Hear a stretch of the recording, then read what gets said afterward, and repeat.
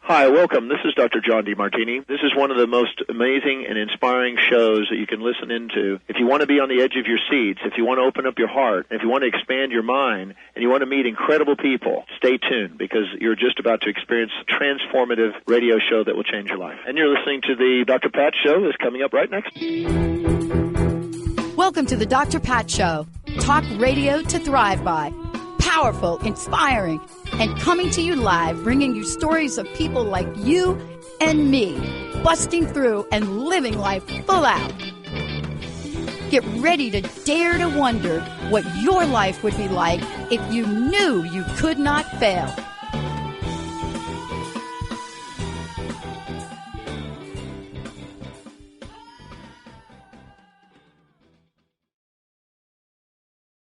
Yeah, I'm just going to lower my speakers here because that was like, I don't even know what that thing is doing right there. Welcome, everybody. Welcome, everybody. I know what it's doing. I was just really excited about a lot of things today. And what I realized in preparing for this and getting ready to have this conversation is I woke up this morning and I know you all know what I believe about certain things because I've talked about them over 20 years. I know you all know, so I don't have to bring it up. But I woke up this morning with more text messages in my phone than I have had ever from everybody that's ever known me. And they weren't just about headlines. They were about, how are you feeling, Dr. Pat? Are you guys on the West Coast? Are you really leaning into what's going on with people and how they're trying to stay healthy? I mean, I don't know why it was that day. So it's either one or two things. It's either I didn't have my right settings on the phone and these things have been there for like a month, or there is a level of connecting emotionally right now that's happening. I am not going to talk about that. The most incredible, amazing host of a fantastic show, extraordinary teacher, trainer, coach, Allyson Blythe, joining me here today. Because when you are her and you've got 25 years under your belt of educating, equipping, empowering clients, people, organizations to understand the acute nature of authenticity and genuineness, you cannot leave out emotions. But how many of you have been like me? I know y'all not going to believe this. Benny, you may not even believe this. But how many of you have been said, you know what, Pat? You are too dang sensitive. How many of you have heard that? How many of you have heard you need to be more sensitive? How many of you have heard you're not enough, you're too much, I don't understand it. And now that somebody has said to me, I might be an emotional sponge, which Allyson calls an empath. Now what? Am I an empath?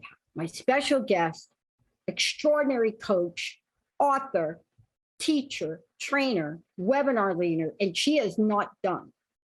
Here we are, thousands of people, counseling and coaching. I could not do the counseling thing myself, but she is here to say to everyone, let's get the t-shirt, let's get the baseball cap, let's put empath all over it, and let us not go quietly into the night. I don't know. Do you say that? Allyson, welcome. Do you actually say I think you're going to start. I can see it. It's like the next wardrobe line. But let's take a minute and talk about these things that people say to us that aren't necessarily, what is the word? They're not like actually compliments. Right. Not very kind, not very true. Right. Yeah. Okay. So the idea is we don't really think about, am I an empath? I do now because honestly, I've been told by so many people and never understood what it is. But there are certain things that happen when you look at the idea of feeling empathy or being an empath. Can we start out with a conversation about 99.9% of the people don't know how to ask the question, are you an empath? Yeah. So one of the things you were talking about, the text messages, and I think just even as we started to talk and thinking about today, and I was like, whoa, it's a lot. I think I just want to really acknowledge that empath, highly sensitive, typical human being, no matter what it is, what I'm sensing is that the energy of what's going on in our world, no matter where you are, is a lot. And people are feeling things to an extent that I don't know as though we've ever really felt before. And there is such a difference between the idea of holding empathy for someone, which empathy is an emotion, which hopefully most human beings have. I think we've turned down the dial on the feeling or the practice of empathy. But then there's these distinct qualities about actually being an empath. And in today's day and age, if you don't know what it is that's happening, how it is that you're wired, and how to actually use it, people can be incredibly plagued by the energies of what's going on in our world today. Yeah. I mean, I have to tell you that my reaction to those messages, really, I went through them and saw if there was a message from my best friend Linda and her sister and the people that are staying there only because of what's going on in their household right now. So I kind of rifled through the rest of them. And why did I do that? Because my heart really needed to see those first, right? And needed to check in. That was going to be my first priority, not because my logic said that, but it was my heart that was leading the way. And, I want to talk about that for a minute, because we don't have that conversation enough. And I don't know about you, I grew up not with look, I created crust busting because my heart was so crusted over. Hello. Right? Yeah. So I'm new to the whole heart thing. Yeah, I think that people over the course of time kind of learn either to shut that down or maybe never even really learn how to tap into it, because empaths are big feelers. There are so many things that are happening in the world, but even when there's not, empaths can walk into a room and sense, like they've got these spidey little senses that kind of go beep, beep, beep, beep, whoop, and we pick up on energies and nuances and details and feelings that most people are kind of oblivious to. They don't really become affected by those the same way that empaths do. And the idea of tapping into the heart, I don't know as though we live much in a society that promotes, well, how do you feel about that? Or what does your gut say about that? It's a very distinct population of people who learn to tune into that intuitive level that says, wait a minute, I'm going to use both my head and my heart to be able to regulate and process, like, what is it that's going on inside of me? What is it that I most need? I need connection with really safe, good, healthy people right now. Let me sort through the business stuff and let me get to the love and the connection that I feel. I think it's a little bit harder to find. And as empaths, because we feel so much big stuff that's often not even ours, empaths can listen to music. We can meet a stranger and kind of feel the vibes off of somebody else. We can walk into a room. We can listen to a news feed or social media feed. And then all of a sudden, it's easy for empaths to become plagued. Like there's so much that's happening that all of a sudden you use the word emotional sponge. They do tend to like suck and absorb the experience of other people. And again, if you don't know what that is and how to be able to process and regulate some of that stuff, empaths can have a really hard time. And so what's the best defense without knowing some of this educate, equip, and empower? Shut it down. Like, I'm not going to feel that. I'm not going to expose myself, because sometimes for empaths, it's just so much to be able to process and feel. I want to make a reference to your book, if I could. Sure. And it's not just a book, it is a book, but it's a course. And I happen to be a little bit more intimately familiar probably with the content than most. And what I'm referring to, for those of you just tuning in, the most amazing Coach Allyson Blythe joining me here today. The book is called Misunderstood, Rewriting the Rules of Dignity and Self-Respect. I have to have a chat with you about it. Because the confusion, which you so brilliantly help people with, especially for people that have a sensitivity to things that do not honor the dignity of the human spirit, and certainly trigger any range of reasons for me not to have self-respect. right? Now, even though the book is called Misunderstood, even though that's what it is, underneath all of this, and not every part of the book, but underneath all of this is this idea that helps us understand emotionally where we are, why an empath may hear something that is said differently than somebody. You could have two people in the room, one of them an empath, one of them not. They hear the same phrase. One of them starts crying. The other one starts laughing. Hello, right? Yes, most definitely. But you see, part of your book is to help us understand more about the multidimensional nature of who we are. I think that's absolutely the truth. Like we grow up and most parents absolutely do the best they can, but they send messages about things, about what's important and how to be in the world. And if you are an empath, it's kind of like fish out of water. If you are an empath born to like non-empaths, or there is a very elite, distinct population of people that are wired that way. So you might have very sympathetic or kind parents, but if they're not empaths, they are probably delivering messages about different things. Society, toughen up. You've got to pull up your bootstraps. What is success? It's about hard work and sacrifice and determination. There's all these hard edge messages we get about who we need to be. There's these patterns that we learn. And I think from the moment we go to school, it's like about performing. What do you need to do to get the grades or get the attention or make the team? So much of life is about functioning from the outside in. And then all of a sudden I go, hold on a minute. And Misunderstood, I'm like, wait a minute, how's that working for you? Like, how far are you getting with these elements of trying to perfect, perform, and please other people? Is that something that's really working for you? If it is, then fantastic. You've really found your path. But hold on, is it really working? Are you aligned with what's most important?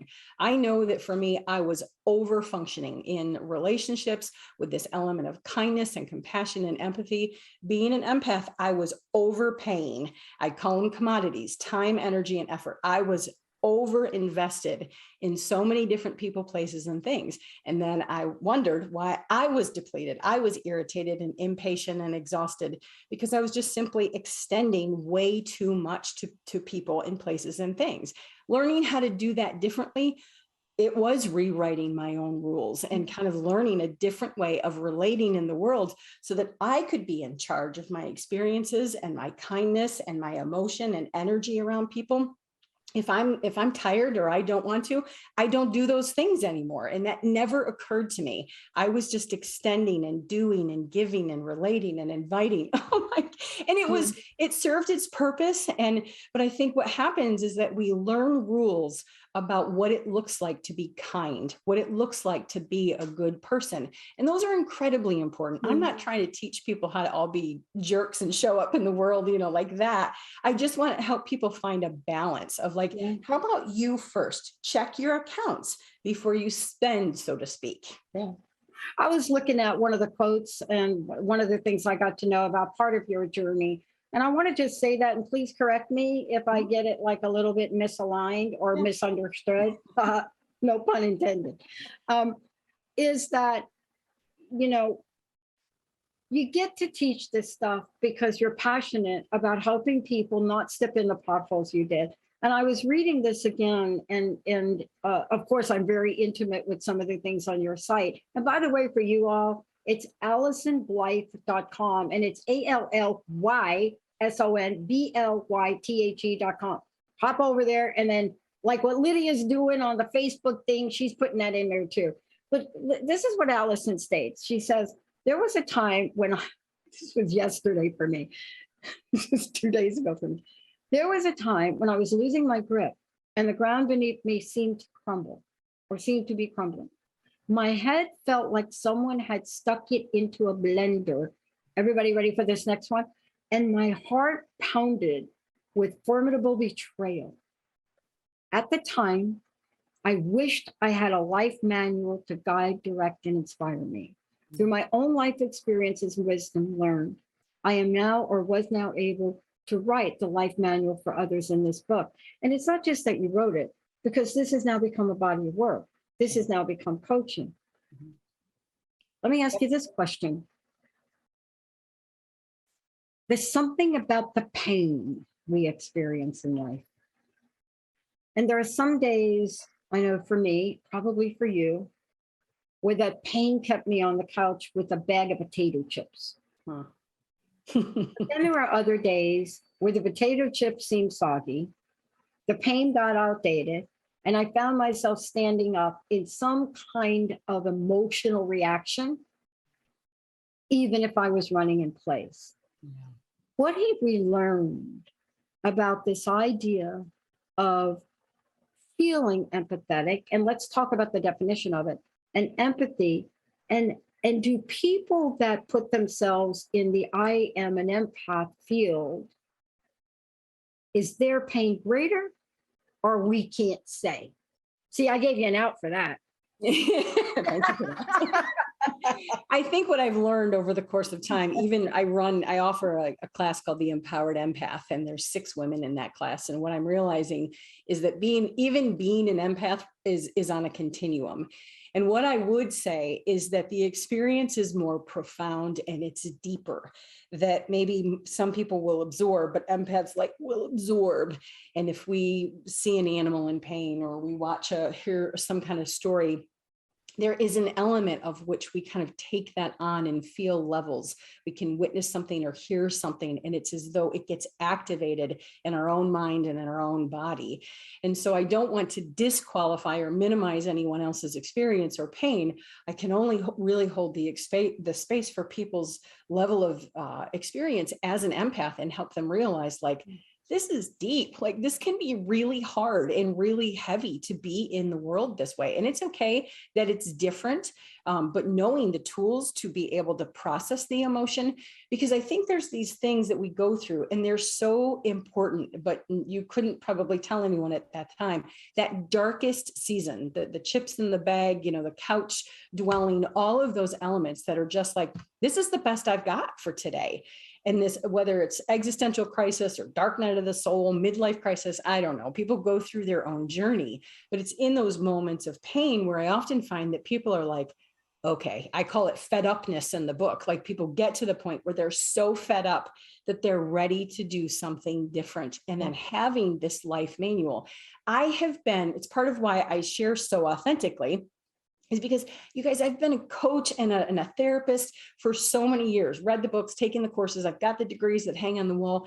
And I got to this point in my life where I'm what is happening? What is another perpetual empath question? What is wrong with me? Why can't I get my act together? Why am I struggling so much with emotion and with people? And then all of a sudden, just this process of walking through and not having a manual. I've read the boundaries books. I understand so many different self-help materials. But suddenly I just had to find my own path. And misunderstood was an element of incorporating the boundaries and the self-care and understanding commodities and learning that sense of self toolbox, along with the understanding of, wait a minute, it's another level because I'm actually an empath too. And offering that to people as potentially, it's not for everybody, but offering people this life manual to say, hey, if you're struggling in some of these ways, maybe this is a resource that can actually show you the way, and with exercises too, right? Not just information and not my horrible story of, losing my what over a banana, but more this idea of hold on, yes, that happened. And here was the dark process, but look at everything that came, and here's some tools and resources for you to be able to find your way too. Yeah.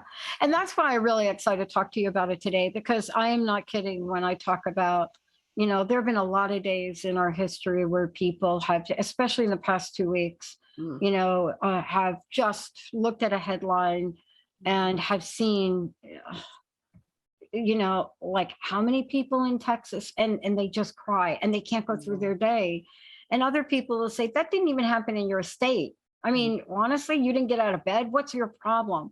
Right. So let's talk about this, because, we're so quick to judge emotions in people or how they reflect on heart opening. But how does an individual tell? How does one know? Because you have to know who you are, right? Because if you kind of don't know who you are, one, you don't know what to do with it. But two, if you're not that, if you don't understand it, you have no idea how insulting you might be to your partner, spouse, child, or somebody else, right? Yeah. Empaths feel things that a lot of people don't feel, and they feel them to the depth that most people, like I said, didn't happen in your state. You know, it wasn't your tragedy. It wasn't your experience. And what happens for empaths is that, and there's a relatability, whether it be with other people, whether it be with animals or nature or music, or it can be a lot of different things, that empaths just kind of have this, I don't know, relatability that they can experience things with. And there is deep insight. Like an empath can sometimes just sense or know. I know for me, a lot of times I just have this knowing. I don't know why I know it. I don't know how I know it, but there's this gut sense of like, okay, this is okay. This is not okay. Healthy person, not healthy person. There's a deep level of intuition and insight that a lot of empaths have, and they can sense and detect.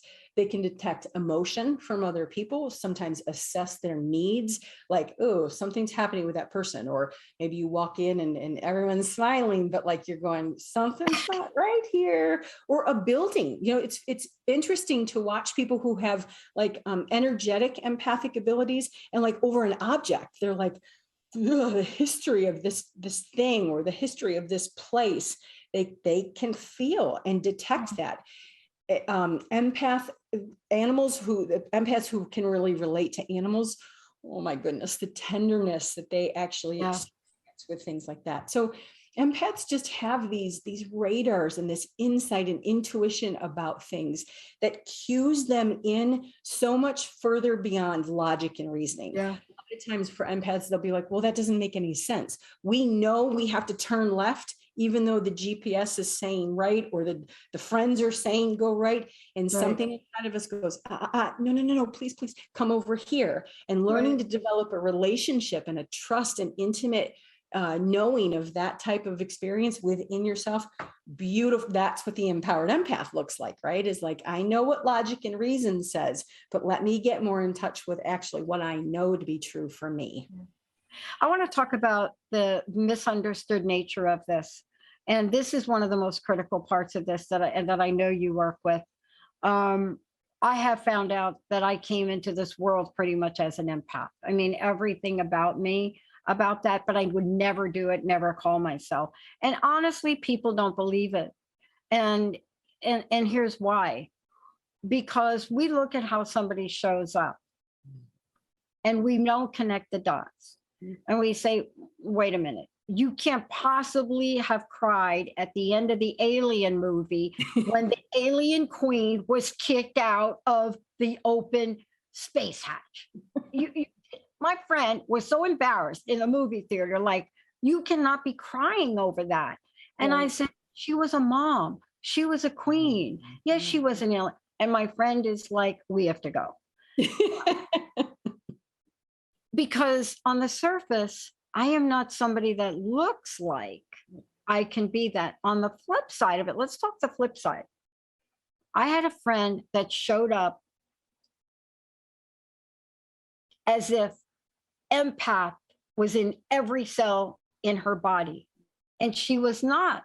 So she would get caught on the other paradigm where people would say, you of all people should have felt that. Let's straighten this out, because there's a confusion. I just want to talk about it a little bit before we go to break. And then when we come back to break, we need to talk about the struggles on both sides. And we have to come to an understanding. But you could see how somebody like me, I mean, honestly, if you're in the workplace with me, I am so direct.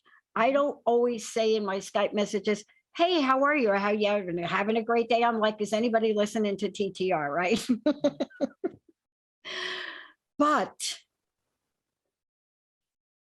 Linda and Jessica will tell you that my heart can get hurt. And it got hurt the other day. I got a text message from someone the other day that I honestly felt so highly about, tried to help him really hard.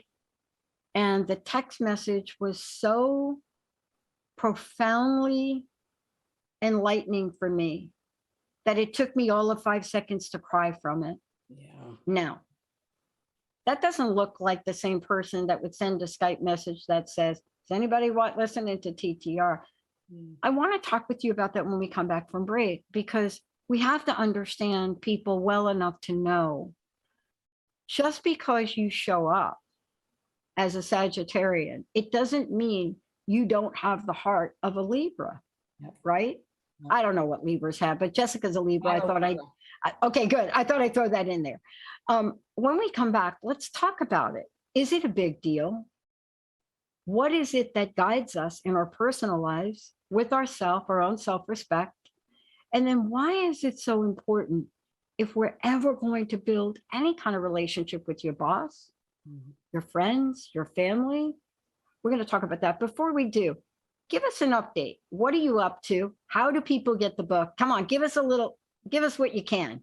Oh my goodness. So I am in the process of writing a book about empaths, and I feverishly every morning get up and I can't wait to kind of see what comes out. So I am writing a book that is going to be the basis for empaths to be able to, another resource guide and manual to dig even deeper into these dynamics. And then certainly the podcast and continuing to work on that and offering, there's upcoming episodes about the difference between empathy versus being an empath. And then I include some guests who've actually taken the Empowered Empath class. And so that's an element where we can kind of continue to educate and equip people every day. I'm just paying attention. That's part of the intuitive knowing, right? What direction am I being led and directed? But right now, those are the things that are on my plate. All right. I love, hey, can I contribute a chapter called "Well, your empath friend looks like the Terminator"? Let's take a short. And actually, in the latest Terminator movie, there was a whole scene about that, to be honest with you. Let's take a short break, everybody. We'll be right back with Allyson Blythe.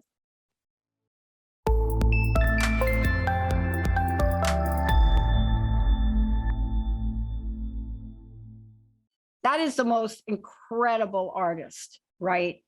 You know, Karen Carpenter, the Carpenters. And by the way, if you go back in the day, you will see more best-selling albums from two people that just could not put out a bad record. It didn't matter what she wrote. But why was her music so revered? You know, what was it about her and her brother? What about those lyrics? Every word people were hanging on to. You know, they were just contemplating. They were just wondering every time you are near. Today with Allyson Blythe, what she is here to help all of us with is it a big deal? And what are the struggles? But more importantly, having the essence of empathy and maybe even recognizing you're an empath can open your heart to more experiences than you can imagine, right? Allyson's website, as I said before, you can find out what you might be able to do with her in terms of coaching. It's AllysonBlythe.com. I can't wait to her new book. The book that I mentioned is Misunderstood. There's so many things there for you to plug into. Allyson, thank you for writing this upcoming book. Very cool. Yeah, thank you. Is this a big deal? Oh, it's such a big deal. The word that I just thought of, and then that too is very empathic, like things just kind of come to empaths. And the word I thought of was plagued. Like it is so easy to experience this plagued nature. And before we went to break, you were kind of talking about what I refer to as the sharp edges of being an empath.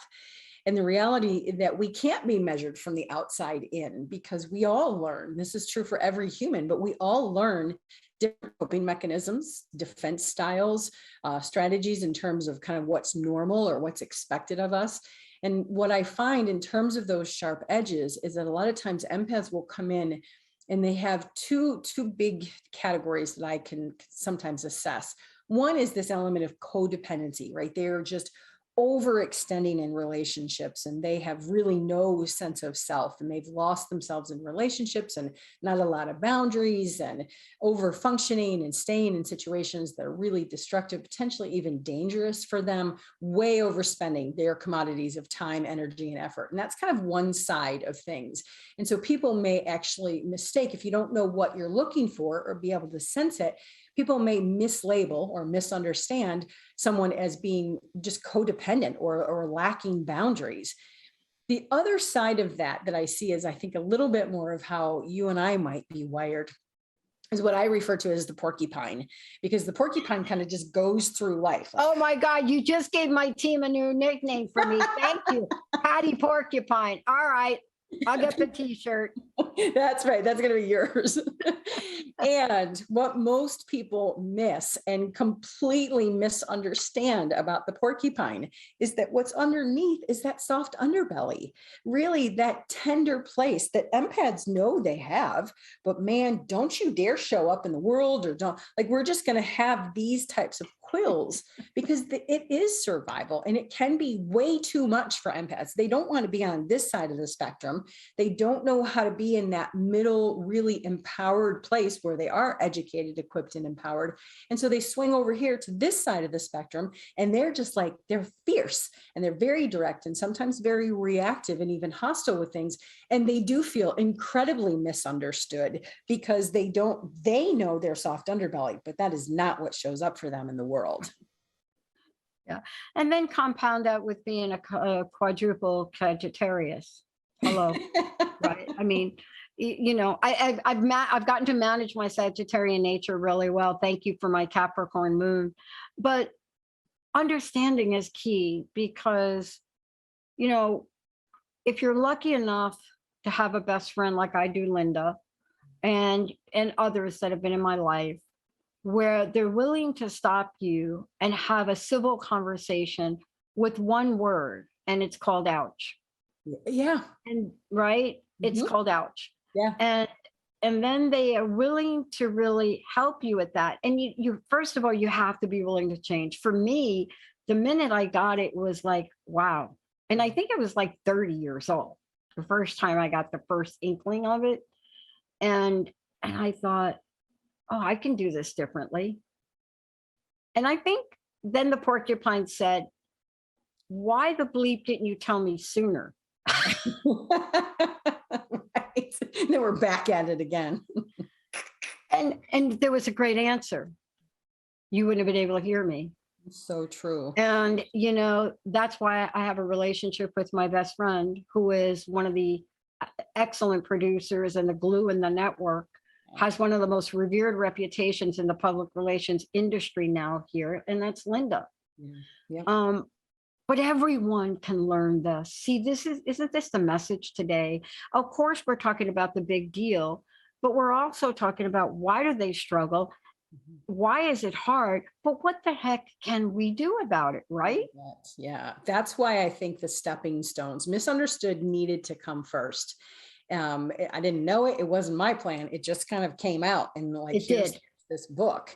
And misunderstood really is what allows people to tune in and develop tools and resources in order to know how to say no, knowing when to say no, knowing what boundaries actually are. We all know the word. You can't get too far in life without hearing the word boundaries. But most people come into my office and they're like, I know I should be setting them, but I don't know how. This is the manual, but we've got to work with people from the inside out. If we just push people into this empathic knowing and be like, okay, without the inner strength resources to develop those tools, those boundaries, and have that sense of self, 10 tools in that sense of self toolbox, so that then they can go, now I'm ready for the next step of being able to actually be empowered to understand. The whole first chapter that I'm working on in this next book is really about what is it? Because it does not show up the same. You and I are both empaths, so we could sit in the room and you would have X experience and I might have Z experience. It doesn't mean that you're a bigger one, better one, worse one, less one. It just means that we're wired differently. But there's like, I remember just kind of going through kind of, do you have it this, or do you experience this? There's all these qualifications to say, I understand myself now in terms of an empath, and these are the issues that I deal with that when used properly, or you know what they are, can actually be assessed as your strengths. But without understanding, like, this is actually empathic wiring, people will often feel plagued or confused or misunderstood. You know, and part of this too is when you get to that level of understanding, it is what Stephen Covey talked about in his, 7 Habits of Highly Effective People. when he brought the chapter out, which, I don't know if anybody in corporate America at the time that I had to bring the book in. Yeah. Clearly wasn't an executive on the team. Even after having to read the chapter out loud to them about listening and, about listening to be understood or listening to understand. And that is so critical, because when we say listen to understand, we are not just talking, what did I say? Oh, Pat, you said listen to no, it's listen to understand the layers of the humanity that we have, isn't it? Yep. That's why we need healthy empaths, because they are phenomenal listeners and they're very intuitive and can connect and relate to people in their experiences and sometimes their greatest joys and deepest pain. And if they are not regulated, not codependent and not porcupined, but like in that middle place where they know how to manage energy and emotion of theirs and of other people's, then they're going to become kind of absorbed into the experience. But being able to hear someone, some of that's the tool of empathy. But if you were an empath, knowing how to be able to hear and hold space for someone without being able to absorb, that's going to be one of the main things of knowing how to move energy when you're affected by the emotion and experience of other people. Yeah. And by the way, I just want to tell people that if you look in Allyson's book, Misunderstood, there is a chapter on empathy, and it is really worth reading it. I mean, I think I'm excited about what's to come, because, I think you say living with a big heart is a double-edged sword.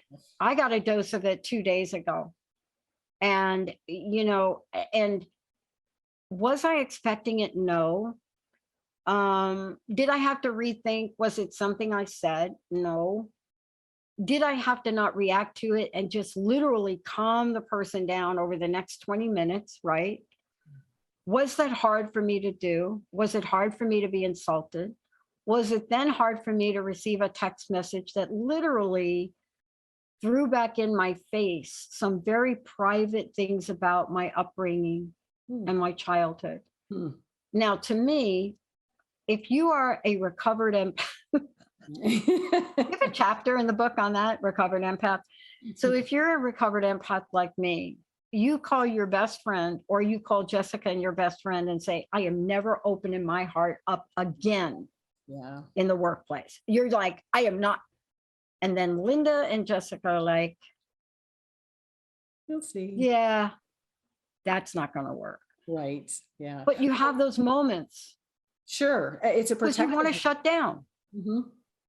Yeah, I think knowing how to be able to have those experiences and deep levels of self-care, and very much like what you're saying is having a community of people.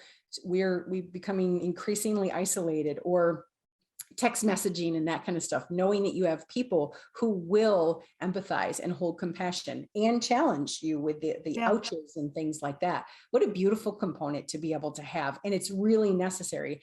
Being an empath, isolated or just even insulated, is a little bit too much. I mean, knowing when and how to regulate connection and community is really important for empaths.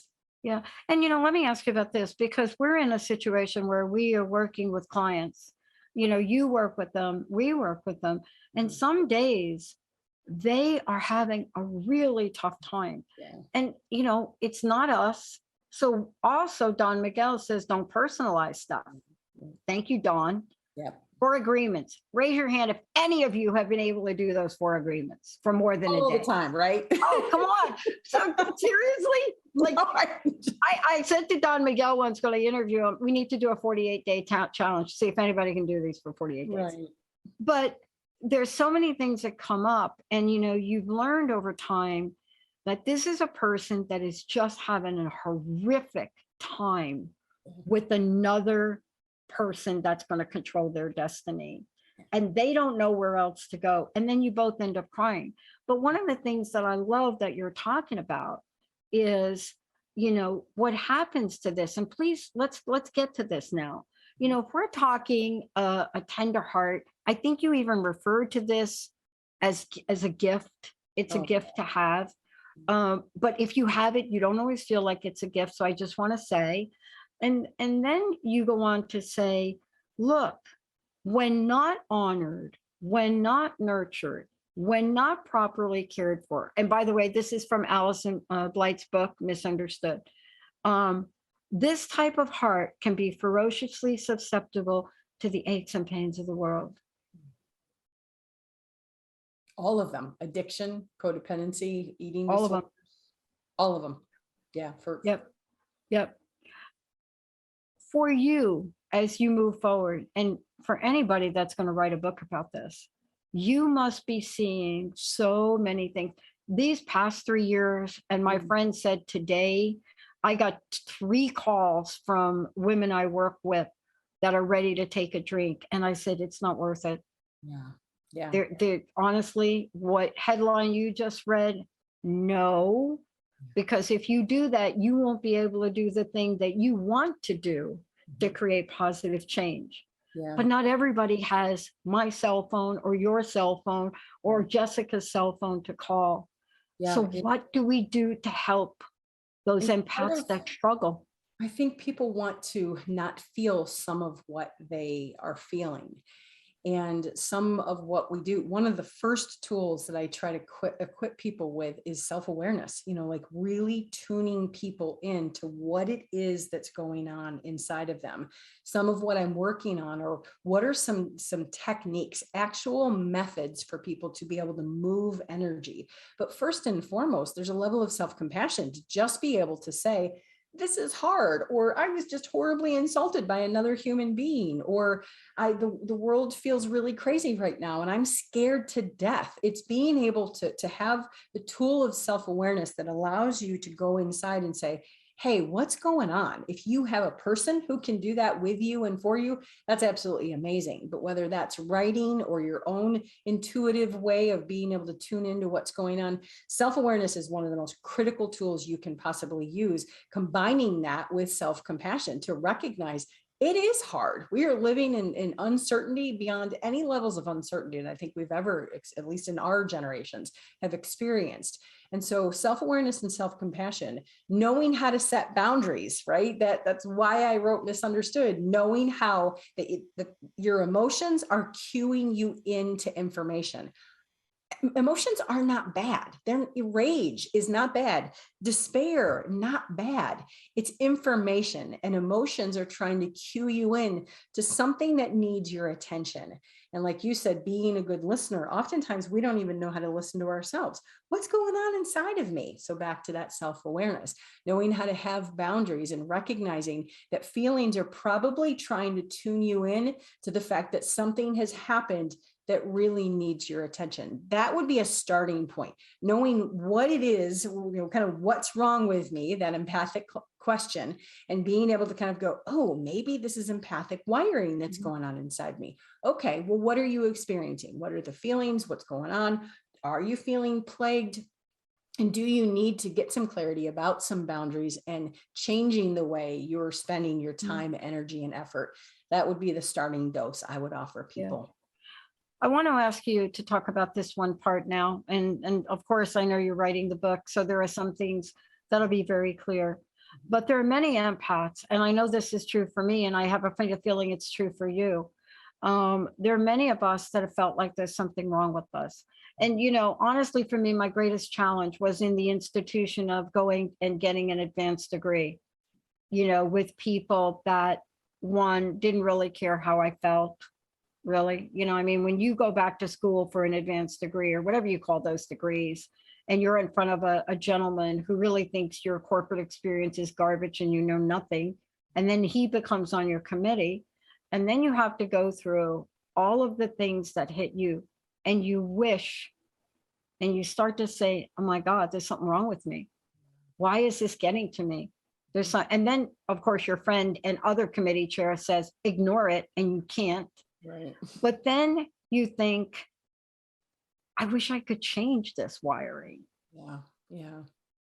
I think some of the most ridiculous advice we ever give people is, oh, just don't think about it. Oh, just don't worry about it. It's like, oh, that's a brilliant solution. I wish I had thought of that. Like, we have to be given a different focal point. The brain can't stop thinking about something. So if you have had these messages that there is something wrong with you, I would encourage you to shift your focus.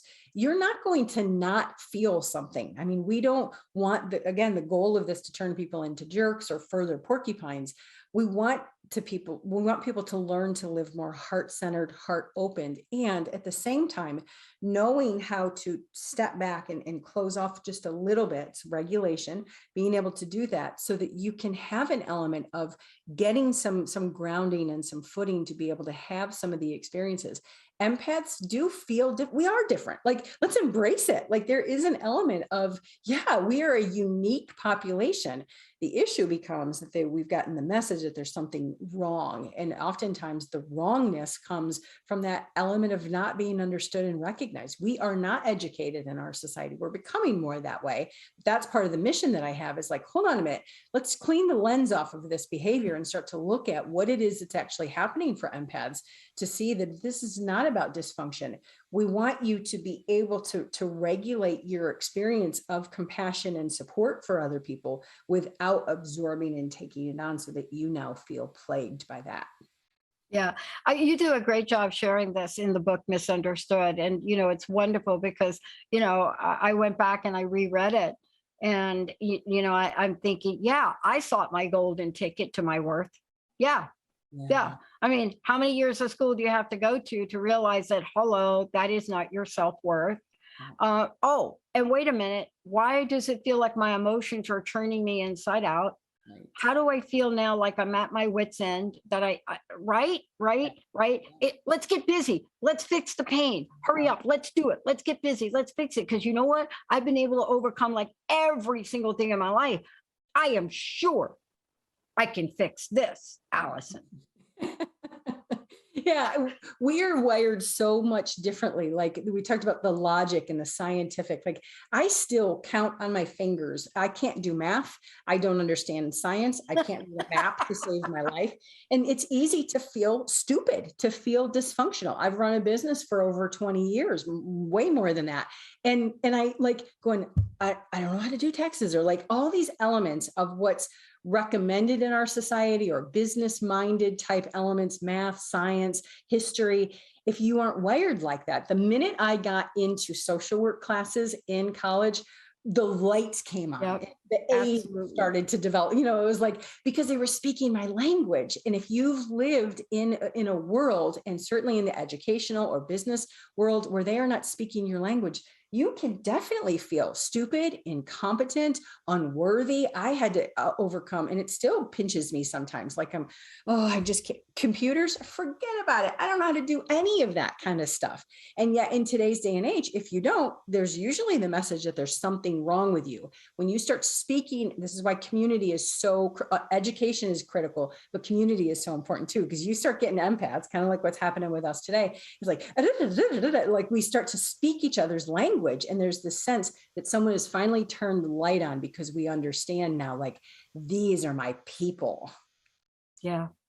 Yeah. And, I love the descriptive, because honestly, as I was reading back over this, I thought, oh my gosh, thank goodness I learned something.